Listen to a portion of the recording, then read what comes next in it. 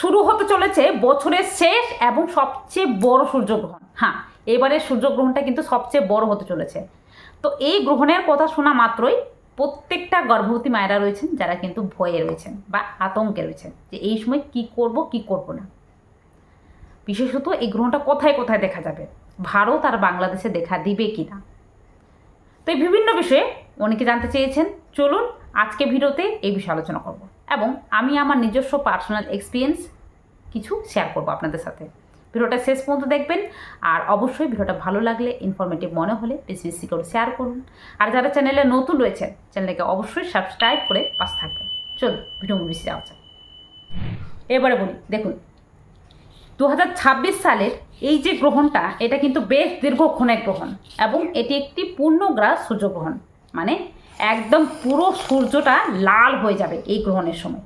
তবে এই গ্রহণটা কোথায় কোথায় দেখা দেবে এবং কোন সময় শুরু হবে, দেখুন বিশেষত এই যে গ্রহণটা যখন শুরু হবে এটা বিশেষ কয়েকটা জায়গায় দেখা দেবে। মানে বিশ্বের কয়েকটা জায়গায় দেখা দেবে, সব জায়গায় কিন্তু দেখা দেবে না। বিশেষত বলে দিই, ভারত এবং বাংলাদেশে এই গ্রহণটা কিন্তু দেখা দিবে না। কারণ এই যে গ্রহণটা শুরু হচ্ছে সেটা ভারতের সময় অনুযায়ী রাত্রেবেলার দিকে, মানে রাত্রিবেলা 9:04 শুরু হচ্ছে এবং তারপরের দিন এটা কিন্তু 12ই আগস্ট শুরু হচ্ছে এবং 13ই আগস্ট ভোরবেলার দিকে 4:45 এই গ্রহণটা কিন্তু ছুটবে। মানে বেশ দীর্ঘক্ষণ ধরে এই গ্রহণটা কিন্তু চলবে। তবে এটা শুরু হবে রাত্রেবেলার দিকে, মানে ভারতের সময় অনুযায়ী এটা বেশ রাত্রেবেলার দিকে, মানে মধ্যরাত্রি পর্যন্ত, একদম ভোর পর্যন্ত কিন্তু চলবে। তার জন্য যারা ভারত এবং বাংলাদেশের গর্ভবতী মায়েরা রয়েছেন তারা কিন্তু এই গ্রহণটা মানতে যাবেন না। এক্ষেত্রে এই গ্রহণটা শুধুমাত্র ইউরোপ, বলতে গেলে ইউরোপের আইসল্যান্ডে এবং স্পেনে, তার সঙ্গে সঙ্গে উত্তর আমেরিকার কিছু দেশে এবং বিশ্বের উত্তর গোলার্ধের যে দেশগুলো রয়েছে, যে অঞ্চলগুলো রয়েছে, সেই জায়গাগুলোতে কিন্তু দেখা দেবে। সেক্ষেত্রে এই সময় যারা ভারত এবং বাংলাদেশের গর্ভবতী মায়েরা রয়েছেন, যারা অনেকে জিজ্ঞেস করছিলেন যে এই গ্রহণটা মানবো কি না, এই গ্রহণটা মানতে হবে কি না, সেক্ষেত্রে এই গ্রহণটা কিন্তু মানতে যাবেন না। মানলে কোনো ক্ষতি হবে না। তবে অনেকে রয়েছেন যারা কিন্তু এই সময় উপছায়া বলে মানতে চান, যে কিছুটা হলেও মানতে চান, এই সময় জেগে থাকেন বা এই সময় কিছু খান না, কিছু করতে চান না। অনেকে অনেক ধরনের ধারণা পোষণ করে থাকেন, কারণ এই সময় এক ধরনের ভয় কাজ করে। তবে সায়েন্টিফিক দিক থেকে পুরোপুরি ক্লিয়ার বিষয়টা বলি, সায়েন্টিফিক দিক থেকে কিন্তু কখনোই বলা হয় না যে গ্রহণের সময় আপনি কিছু মানলে বা না মানলে আপনার বাচ্চার ক্ষতি হবে। বাচ্চা ক্ষতি হওয়ার পিছনে বিশেষ কিছু কারণ থাকে, বিশেষ কিছু লজিক থাকে, যেগুলো কিন্তু গর্ভাবস্থায় মেনে চলতে হয়। এক্ষেত্রে গ্রহণ না মানলে আপনার বাচ্চা যে বিকলাঙ্গ হয়ে জন্ম নেবে বা কোনো ধরনের শারীরিক ডিফেক্ট হবে, এটা কিন্তু কখনো হয় না। তবুও যদি আপনি মানতে চান, তবে কি কি মানবেন শুনুন।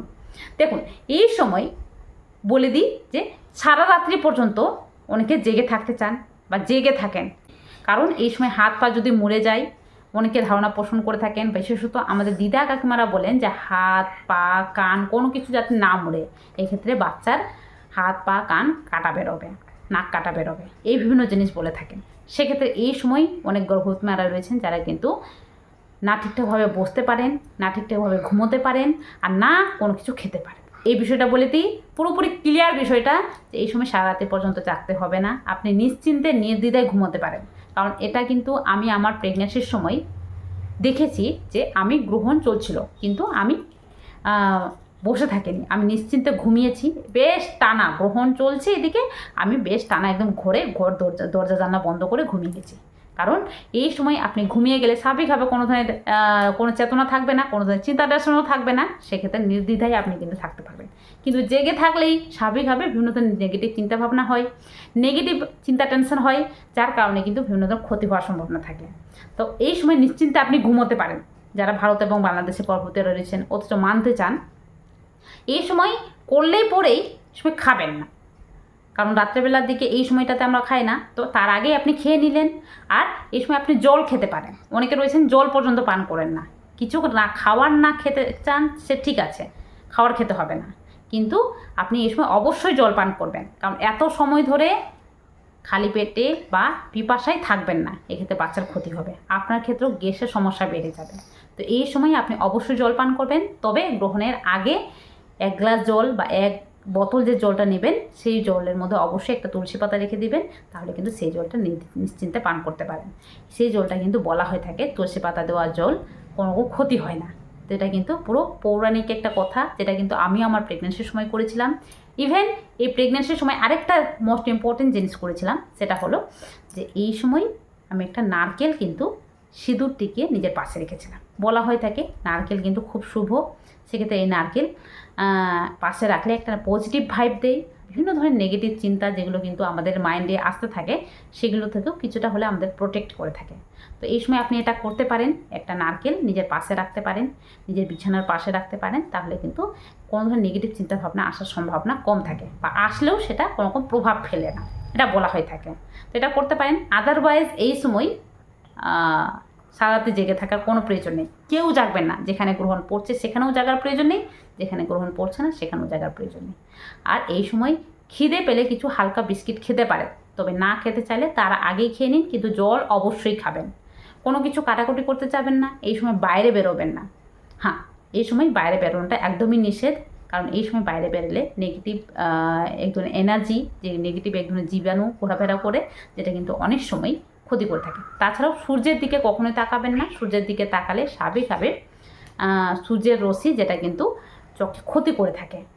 এক্ষেত্রে এই সময় সূর্যের দিকে তাকাবেন না। তবে এই সময় নিশ্চিন্তে থাকুন, কোনো ধরনের নেগেটিভ চিন্তা করতে যাবেন না। আপনি নিশ্চিন্তে থাকলে আপনার বাচ্চা ভালো থাকবে। এক্ষেত্রে এই সময় আর কোনো কিছু মানা প্রয়োজন নেই। যতই যে যা বলুক যে আমি আমার প্রেগনেন্সির সময় এই করেছিলাম ওই করেছিলাম, কোনো কিছু করে লাভ নেই। আমি আমার প্রেগনেন্সির সময় দেখে নিয়েছি, একদম নিশ্চিন্তে আমি ঘুমিয়েছিলাম, ইভেন আমি জলও পান করেছি।